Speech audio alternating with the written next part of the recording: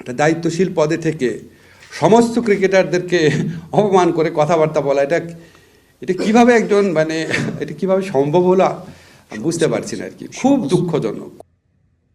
একটা জিনিস বুঝতে পারলাম না, মানে আজকের দিনে দিনে কি আসিফ দা কি টিয়া খাইলেছে না? তার মানে আসিফ দা কইরে আসিফ নজরুল এতেও কি টিয়া খাই কি মানে দালালি আবার কি শুরু করে দিছে না? মাঝখান থেকে দুই একদিন ভালো হয়ে গেছিল, কি আবার এতেও কি মনে হয় সম্ভবত টিয়া টুয়া খাই দালালি ধরিয়ে এলেছি।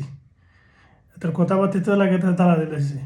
এই যে নাজমুল ইসলামে কি একটা কথা মিশা কথা কয়েছে, 100% যেটা হকালালি কথা এটা কইছে, ইমানদারি কথা কইছে।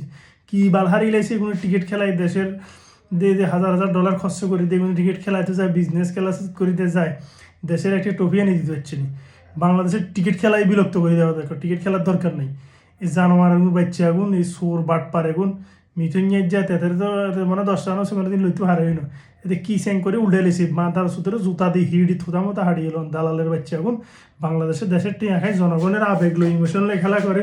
আজ পর্যন্ত বাংলাদেশের একটা জনগণের মনে কোনোদিন একটা ম্যাচ জিতে ভালো কোনো কিছু করি কে দেখাইতে পারে না দেশের লাই, শুধু নিজের হেড হুড়াইছে বাটপারি করছে, জিটার বাটপারি করছে। এগুলোর মতো ফেলে আর বাংলাদেশের নখিলে কি বালাই বোঝাবো, দেশের কি দুটি লস হইব না?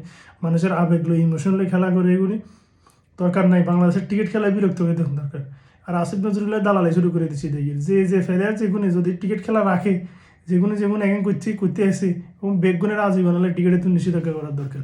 সিটার বাট পারাবল হারাম যাতে নিমো হারাম ওগুলো আসলে দেশের খাই, দেশের লোকে গাদ্দারি করো, দেশে থাকি দেশের খরচ, আর দেশের লোকে বেইমানি করো, দেশের মানুষের লোকে বেইমানি করো, জাতির লোকে বেইমানি করে।